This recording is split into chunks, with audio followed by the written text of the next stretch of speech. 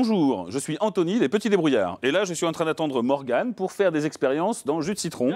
J'arrive. Ah, Morgane. J'arrive, pardon. Excuse-moi, je suis un peu en retard ce matin. Il y avait de la brume partout, je voyais pas où je mettais les pieds. Il y en avait aussi au-dessus de la mer, tout ça. Mais tu sais comment c'est formé la brume d'ailleurs? Ça sera l'occasion de faire l'expérience aujourd'hui. Alors, pour faire une expérience, pour comprendre comment se forme la brume, il nous faut une bouteille de boisson gazeuse en plastique souple, comme celle-là. Vous y mettez un petit peu d'eau pour humidifier l'intérieur. Voilà. Comme ça.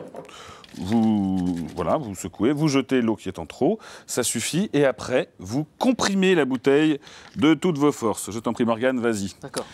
Alors, si vous n'avez pas beaucoup de force, vous avez le droit de monter à pieds joints sur cette bouteille pour la comprimer. Ça marche très très bien. Vas-y, arrête un petit peu, on va regarder maintenant. Alors, pour ceux qui veulent voir, normalement, on forme un léger petit brouillard.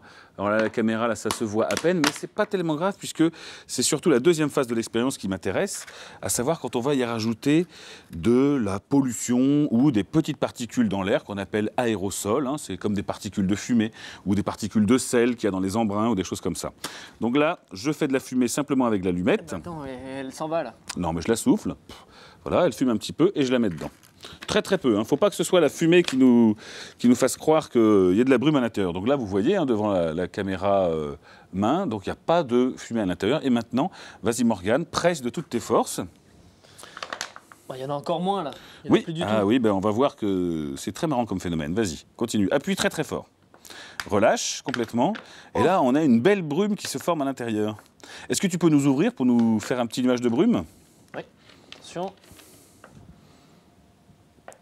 Voilà. Maintenant, tu refermes et tu appuies à nouveau pour bien montrer ce qui se passe. En fait, quand tu appuies sur la bouteille, ça augmente la pression à l'intérieur. Et les gouttelettes d'eau qu'on a mis passent sous forme gazeuse à l'intérieur. Et lorsque tu relâches la pression, ce gaz se condense sur les particules de fumée, sur les particules qu'on appelle aérosols. Et c'est pour ça que le brouillard se forme. Et donc, ce sont les aérosols de sel, les petites particules de sel qu'il y a dans l'air sur le bord de la côte qui permettent au brouillard de se former sur le bord de la côte. D'accord.